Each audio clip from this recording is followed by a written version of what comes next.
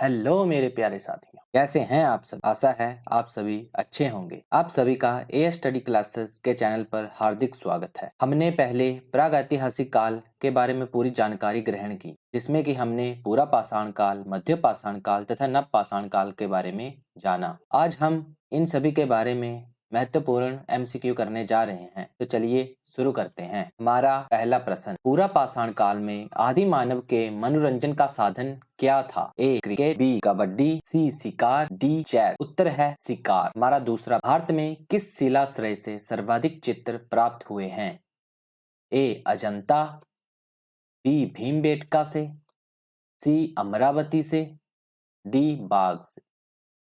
उत्तर है भीमबेटका से। हमारा तीसरा प्रश्न, मानव द्वारा सर्वप्रथम प्रयुक्त अनाज कौन सा था?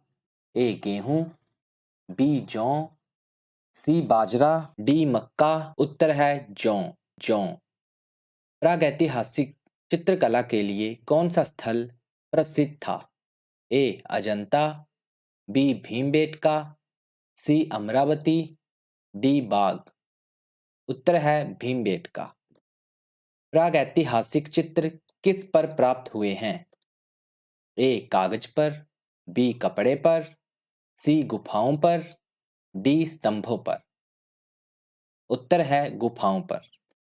हमारा प्रश्न नंबर 6 है, भारतीय उपमहाद्वीप में कृषि के प्राचीनतम साक्ष्य कहाँ से प्राप्त हुए हैं? ए मेहरगढ़ से, बी बुर्जहोम से, सी संगनकल्लू से, डी भानपुर से। उत्तर है मेहरगढ़ से। सातवां प्रश्न, प्रागैतिहासिक काल के उस स्थल का नाम बताइए जहां से स्थायी जीवन के प्राचीनतम साक्ष्य मिले हैं। ए मेहरगढ़ से, बुर्जहोम से, सी संगनकल्लू से, डी भानपुर से। उत्तर है मेहरगढ़ से। आठवां प्रश्न है, प्रागैतिहासिक काल के किस स्थल से एक ही कब्र में 3 मानव कंकाल मिले हैं? ए मेहरगढ़ से, बी कोलडेहबा से, सी दमदमा से, डी सोहरो घाट से। उत्तर है दमदमा से। हड्डी निर्मित आभूषण भारत में मध्य पाषाण काल के संदर्भ में किस स्थान से प्राप्त हुए हैं? ए अजंता से, बी दैमावाद से, सी महदहा से, डी रायसेन से। उत्तर है महदहा से।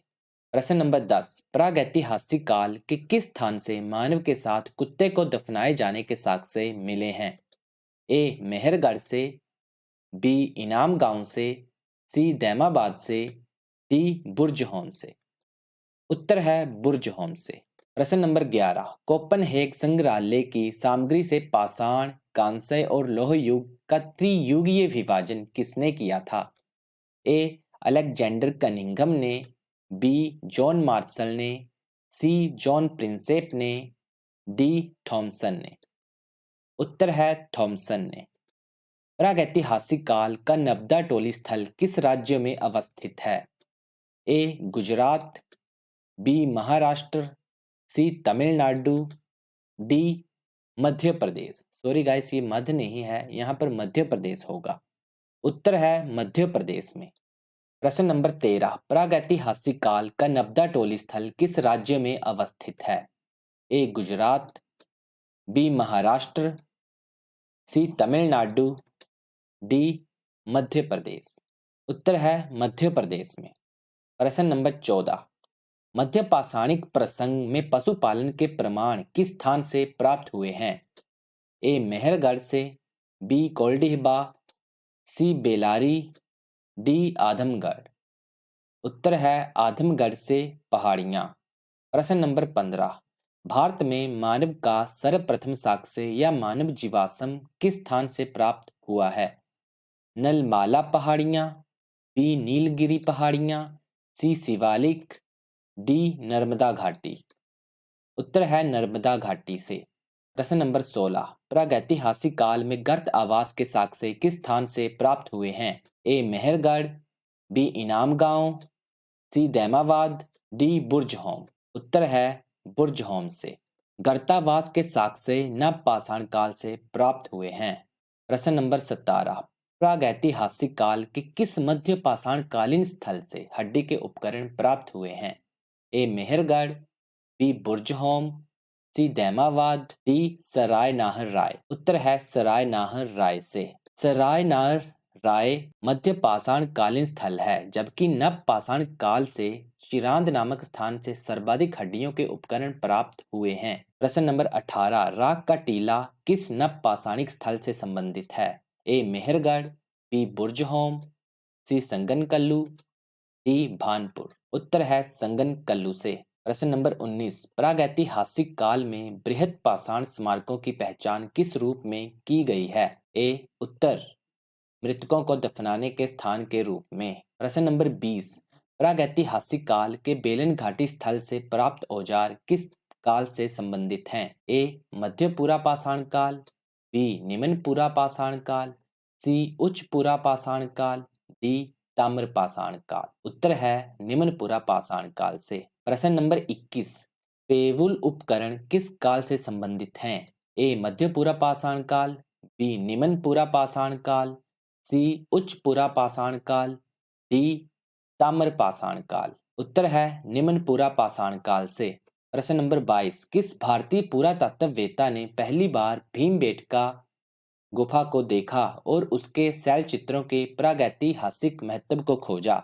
ए केडी वाजपेयी, बी बीएस बाकणकर, सी HD Sankalia, D Mortimer wheeler. उत्तर है बीएस बाकणकर ने। प्रश्न नंबर 23, सर्वप्रथम मानव सदृश यानी कि सदृश मतलब समान, एक जैसा यानी कि मानव के जैसा प्राणी जो प्राक मानव से प्रजातीय, प्रजातीय मतलब मानव जाति से संबंधित रूप से भिन्न था, उसे सामान्यतः किस रूप में जाना जाता है?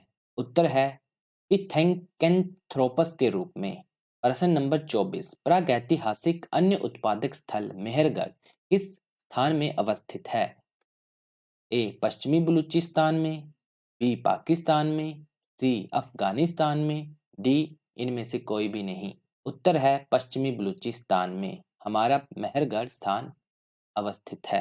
प्रश्न नंबर 25, प्रागैतिहासिक काल की किस संस्कृति से अधिक संख्या में दफनाए गए बच्चों के शवादान प्राप्त हुए हैं? ए कायद संस्कृति से, बी जोरवे संस्कृति से, सी फलक संस्कृति से, डी इनमें से कोई भी नहीं। उत्तर है जारवे संस्कृति से। इसको हम जोरवे संस्कृति भी कहते हैं। प्रश्न नंबर 26, प्रागैतिहासिक काल के नवदा डोली स्थल का उत्खनन किसने किया था? ए केडी वाजपेयी ने, बी बीएस बाकणकर ने, सी एचडी सांकलिया ने, डी मार्टिमर भीलर ने। उत्तर है एचडी सांकलिया ने नवदा टोली स्थल का उत्खनन किया था। प्रश्न नंबर 27, प्रागैतिहासिक काल के भीमबेटका स्थल की गुफाएं कहाँ स्थित हैं? ए अजंता में, बी दैमाबाद में, सी अमरावती में, डी रायसेन में। उत्तर है रायसेन में। रायसेन को अब्दुल्लागंज रायसेन भी बताया गया है, इसलिए कहीं पर रायसेन उत्तर होता है और कहीं पर अब्दुल्लागंज रायसेन, ये दोनों एक ही हैं। प्रश्न नंबर 28, प्रागैतिहासिक काल के किस काल को फलक संस्कृति कहा गया है? ए मध्यपुरा पाषाण काल को, बी निम्नपुरा पाषाण काल को, सी उच्चपुरा पाषाण काल को, डी ताम्र पाषाण काल को। उत्तर है मध्यपुरा पाषाण कालीन संस्कृति को प्रागैतिहासिक काल का फलक संस्कृति भी माना जाता है। प्रश्न नंबर 29, राग का टीला किस नव पाषाणिक स्थल से संबंधित है? ए मेहरगढ़ से, बी बुर्जहोम से, सी संगनकल्लू से, डी भानपुर से। उत्तर है संगनकल्लू नामक स्थल से। प्रश्न नंबर 30, प्रागैतिहासिक काल के किस मध्य पाषाण कालीन पूरा स्थल से मृग श्रृंग के छल्लों की माला के प्रमाण मिले हैं? ए मेहरगढ़ से, बी इनाम गांव से, सी दैमाबाद से, डी महदहा से। उत्तर है महदहा से। प्रश्न नंबर 31, ताम्रपाषाण काल में महाराष्ट्र के लोग मृतकों को घर में फर्श के नीचे रखकर किस प्रकार दफनाते थे? ए उत्तर से दक्षिण की ओर, बी पूरब से पश्चिम की ओर, सी दक्षिण से उत्तर की ओर, डी पश्चिम से पूर्व की ओर। मेरे प्यारे साथियों, अगर आप डायरेक्ट इस वीडियो को देख रहे हो तो मैं आपसे अनुरोध करता हूँ कि आप पहले जाकर प्रागैतिहासिक काल के बारे में जो मैंने विशेष जानकारी अपनी पिछली 2 वीडियो में दी है, आप उन्हें जाकर पहले देखें। फिर देखें कि आप में इन एमसीक्यू को लगाकर कितना इम्प्रूवमेंट हुआ है। तो हमारे प्रश्न नंबर 31 का उत्तर है उत्तर से दक्षिण की ओर। प्रश्न नंबर 32, प्रागैतिहासिक काल के किस स्थान पर प्रथम भारतीय पूरा पाषाण कालीन कलाकृति की खोज हुई थी? ए मेहरगढ़ से, बी पल्लवरम में, सी दैमाबाद में, डी सोहरोघाट में। उत्तर है पल्लवरम में। प्रश्न नंबर 33, चालकोलिथिक युग किस प्रागैतिहासिक काल के युग को कहा जाता है? ए मध्य पाषाण युग, बी पूरा पाषाण युग को, सी नव पाषाण युग को, डी ताम्र पाषाण युग को। उत्तर है ताम्र पाषाण युग को प्रागैतिहासिक काल के चालकोलिथिक युग भी कहा जाता है।